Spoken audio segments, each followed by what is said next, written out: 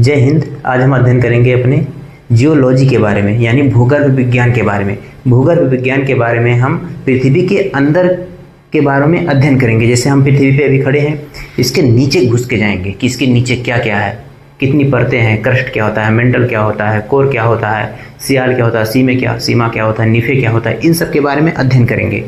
वो सारा आएगा हमारा जियोलॉजी यानी भूगर्भ विज्ञान के बारे में। इसके पहले वाले वीडियो में हमने अध्ययन किया था अक्षांश रेखाएं क्या होती है, देशांतर रेखाएं क्या होती है, उन दोनों के बीच की दूरी को हम क्या बोलते हैं, कहाँ पे किसकी दूरी अधिक होती है, उत्तरी ध्रुव क्या होता है, दक्षिणी ध्रुव क्या होता है, इन सब के बारे में अध्ययन किया था। तो फिलहाल आज हम अध्ययन करेंगे जियोलॉजी यानी भूगर्भ विज्ञान के बारे में। देखिए, भूगर्भ विज्ञान में ये जैसे ये हो गई हमारी अर्थ, ये हो गई हमारी अर्थ, पृथ्वी हो गई। अब देखिए, हमने अध्ययन किया था कि जो पृथ्वी है इसकी त्रिज्या कितनी है, 6374 किलोमीटर है इसकी त्रिज्या। अब देखिए, पृथ्वी का जो सामान्य तापमान है वो 15 डिग्री सेल्सियस है, 15 डिग्री सेल्सियस है। अब पृथ्वी के अंदर 32 मीटर अंदर खोद के घुसेंगे तो वहाँ पे 1 डिग्री टेम्परेचर और अधिक हो जाएगा और उसका घनत्व बढ़ जाएगा। कितना? 32 मीटर। 32 मीटर जाएंगे तो 1 डिग्री टेम्परेचर बढ़ जाएगा। और पृथ्वी का सबसे पहले अध्ययन एडवर्ड सोयस नामक वैज्ञानिक ने किया था। किसने? एडवर्ड सोयस। उन्होंने क्या किया कि ये पृथ्वी है, इसको हचाक से इसे काट के निकाल लिया, तरबूज के जैसा इसको ऐसे काट के निकाल लिए। अब इसको हम काट के निकाल लेते हैं, यहाँ पे ऐसे इतना काट के निकाल लेते हैं। इस चीज़ को हमने अब देखिए, इस चीज़ को हमने काट के यहाँ निकाल लिया। अब इसके बारे में अध्ययन करेंगे। तो एडवर्ड सोयस ने इन सब पृथ्वी के बारे में अध्ययन किया। इसमें मिलने वाले तत्वों के आधार पर इसको 3 भागों में डिवाइड कर दिया, जिसमें जिसकी अधिकता थी उसी हिसाब से डिवाइड कर दिया। अब देखिए, इन्होंने इसको 3 परतों में बांट दिया। इसे तो सियाल में इसको इन्होंने सियाल नाम दे दिया, सियाल। इसमें सीमा, इसको निफे। इन्होंने ऐसा नाम क्यों दिया? क्योंकि जो ये पृथ्वी की ऊपरी परत है जिस पे हम रहते हैं, वहाँ पे सिलिकॉन और एल्युमिनियम की अधिकता थी, इसलिए इसको सियाल नाम दे दिया। उसके बाद जो दूसरी वाली परत है, इसमें सिलिकॉन और मैग्नीशियम की अधिकता थी, इसलिए इसको सीमा का नाम दे दिया। और जो निचली परत है, सबसे निचली परत, सबसे गर्म वाला यही है, इसको निफे नाम दे दिया। निफे क्योंकि इसमें निकिल और आयरन की अधिकता है, इसलिए इसको निफे नाम दे दिया। अब देखिए, 3 भाग में इन्होंने डिवाइड कर दिया। अब इन्होंने सबका घनत्व निकाला कि परतों का घनत्व क्या है। तो जब इन्होंने इसका पहले सियाल का घनत्व निकाला तो वो था 2.5 ग्राम पर सेंटीमीटर क्यूब। और जब दूसरे का निकाला, सीमा का निकाला, तो वो था 4 ग्राम पर सेंटीमीटर क्यूब। उसके बाद फिर निफे का निकाला तो उसका था 11 ग्राम पर सेंटीमीटर क्यूब। यानी तीनों का ये घनत्व निकाल लिए।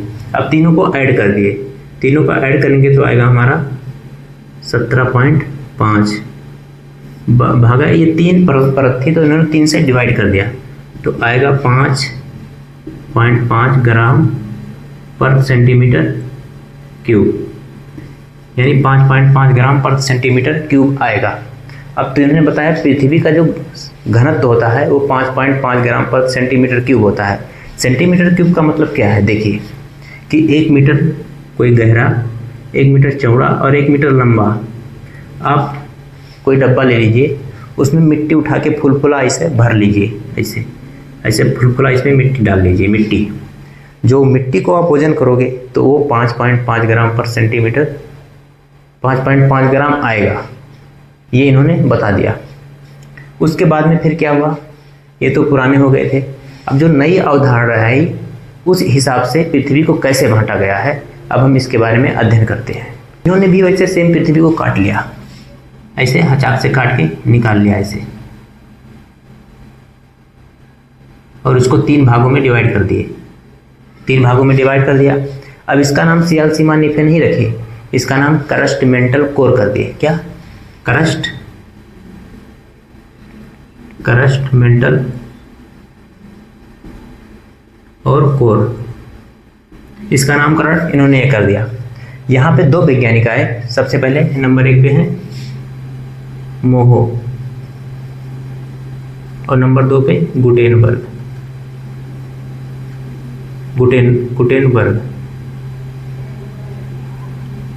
अब देखिए मोहो ने क्या किया, पहले हम समझा देते हैं कि असंबद्धता क्या होता है। देखिए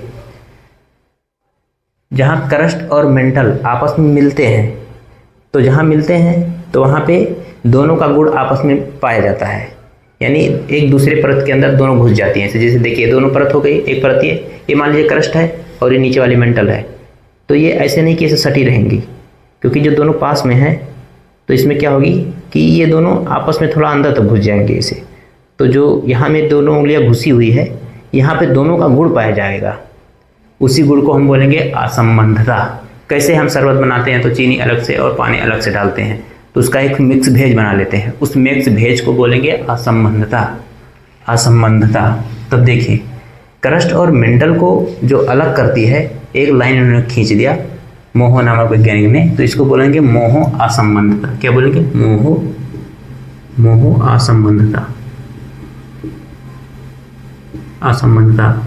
फिर गुटेनबर्ग आए। गुटेनबर्ग ने भी मेंटल और कोर को अलग करने वाली एक रेखा खींच ली, इसको बोलेंगे गुटेनबर्ग असंबद्धता।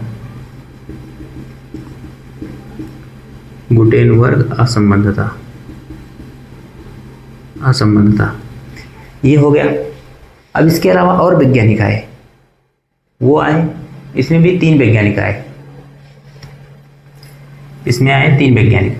इन्होंने बोला कि ये तो बढ़ गया, अब अपने हिसाब से और बांट दिए। जैसे देखिए अब हम यहाँ पे फिर बांट देते हैं ऐसे, इसको और इसको और इसको।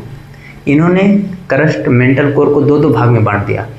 इसको बोलेंगे ऊपरी क्रस्ट, इसको बोलेंगे निचली क्रस्ट, और इसको बोलेंगे ऊपरी मेंटल और इसको बोलेंगे निचली मेंटल, और इसके बाद इसको बोलेंगे ऊपरी कोर, इसको बोलेंगे निचली कोर। अब क्या किए, जो ये लाइन बांटे इनका नाम था कोनराड।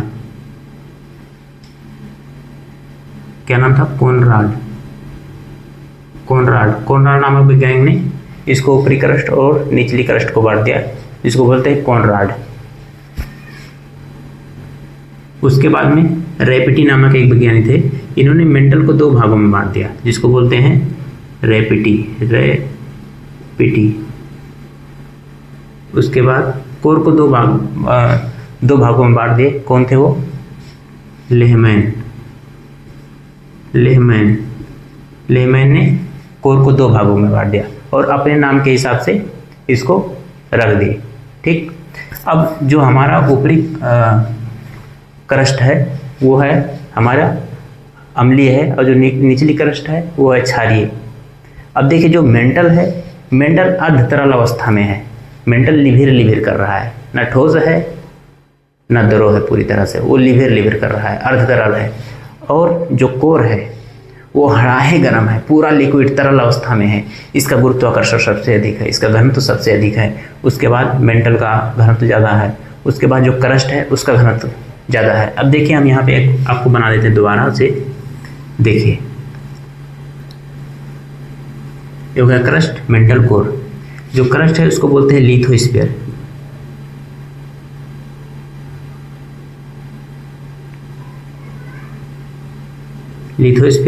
और जो मेंटल है इसको बोलते हैं एस्थेनोस्फीयर।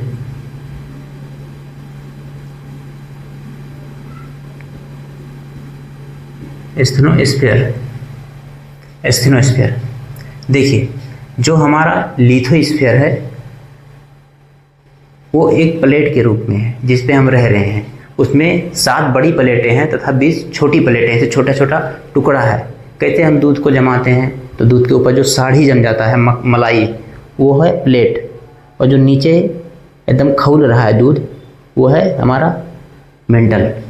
अब देखिए वो जो साड़ी का टुकड़ा है ना, साड़ी गांव में साड़ी बोलते हैं, और वो मक्खन बोलते हैं, ठीक है, मक्खन या साड़ी, वो उसी के ऊपर तैरता है, दूध के ऊपर।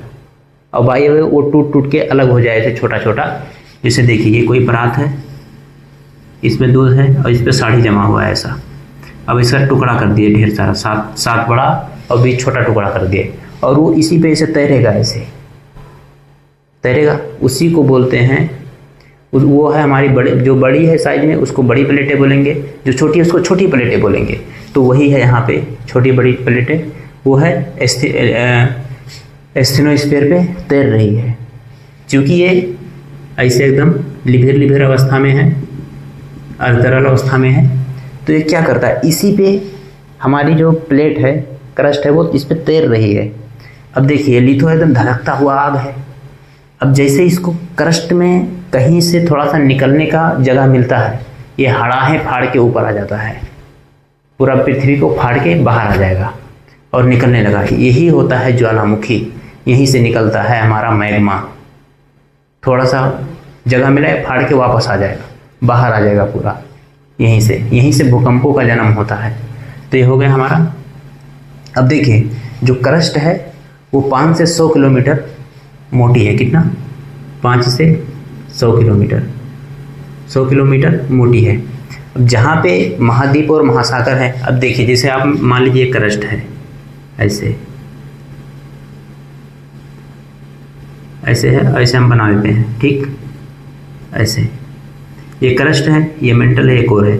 देखिए यहाँ गढ़ही है, गढ़ही या कोई महासागर मान लीजिए, और यहाँ पे ऐसे कोई घर है, यहाँ पे ऐसे घर है। तो देखिए यहाँ की मोटाई कम होगी ऐसे, और यहाँ की मोटाई ज़्यादा होगी। तो जहाँ महाद्वीप और महासागर है, जहाँ पे महासागर है वहाँ की मोटाई कम होगी क्रस्ट की, जहाँ पे महाद्वीप है वहाँ पे मोटाई ज़्यादा हो गई। तो 5 से 10 किलोमीटर इसकी मोटाई होती है हमारे क्रस्ट की। मेंटल की कितनी होती है? 100 से लेके 2900 किलोमीटर, 2900 किलोमीटर, 2900 किलोमीटर इसकी मोटाई होती है मेंटल की। और कोर की होती है 6374 किलोमीटर, यानी पूरा कोर तक, यहाँ मेंटल से सीधा कोर तक इतनी मोटी होती है ये हमारा कोर। अब देखिए कोर एकदम धधकाइल अवस्था में है। अब देखिए पृथ्वी का जो आयतन है वो किसका कितना है? सबसे ज़्यादा आयतन है हमारे मेंटल का 83%, 83% मेंटल है, मेंटल। उसके बाद में 16% क्रस्ट है, क्रस्ट का आयतन है। और उसके बाद में ओनली 1% हमारे 16% है हमारे कोर का, कोर। और उसके बाद में 1% है क्रस्ट का, 1%, यानी सबसे ज़्यादा आयतन है मेंटल का। उसके बाद में कोर का 16% है, उसके बाद में 1% है हमारा क्रस्ट का। ठीक, इतना आपको समझ में आ गया होगा। अब देखिए यहाँ पे जो हमारा मेंटल है, यहाँ पे तरल अवस्था में है, क्योंकि यहाँ पे भूकंपीय क्षेत्र ज़्यादा है, यहाँ पे भूकंप का जन्म होता है। तो ये उसके भूकंप के जो तरंग रहते हैं उसके गति को घटा देता है, इसलिए इसे निम्न गति का मंडल बोलेंगे। क्या? निम्न गति का मंडल, गति का मंडल। और उसके बोलेंगे wide of the earth, wide of the earth बोलेंगे, वाइड ऑफ द अर्थ। अब देखिए यहाँ पे जो हमारा कोर है ये एकदम पिघला अवस्था में है, पिघला है, पूरा गल गया, तरल अवस्था में है। इसका जो टेम्परेचर है वो 2700 डिग्री सेल्सियस है, 2700 डिग्री सेल्सियस है। इतना ज़्यादा पूरा गर्म हो गया है हमारा कोर। देखिए जो हमारे एडवर्ड स्वेस ने 2.5, 4, 11, 2.5, जिसका घनत्व तो निकाले थे 2.5, क्रस्ट का 2.5, मेंटल का 4 और कोर का 11। इन्होंने भी निकाला तो सेम आया, यानी इनके भी केस में 5.5 ग्राम पर सेंटीमीटर क्यूब निकल के आया था कि पृथ्वी का घनत्व इतना है। अब देखिए पृथ्वी पर जो तत्व पाए जाते हैं वो क्या हैं। पृथ्वी पर सबसे ज़्यादा क्या पाए जाते हैं? ऑक्सीजन। ऑक्सीजन कितना है? 46%, 46.6% ऑक्सीजन है। उसके बाद पाए जाते हैं सिलिकॉन, 27%, 7% सिलिकॉन। उसके बाद में पृथ्वी पर पाए जाते हैं एल्युमिनियम। एल्युमिनियम है हमारा 8.1%। उसके बाद है हमारा आयरन। आयरन है 5% पाए जाते हैं। ऑक्सीजन 46%, सिलिकॉन 27% और एल्युमिनियम 8%। एल्युमिनियम 8% और आयरन 5% पाए जाते हैं। तो मुझे उम्मीद है कि ये सारा जियोलॉजी आपको अच्छे से समझ में आया होगा।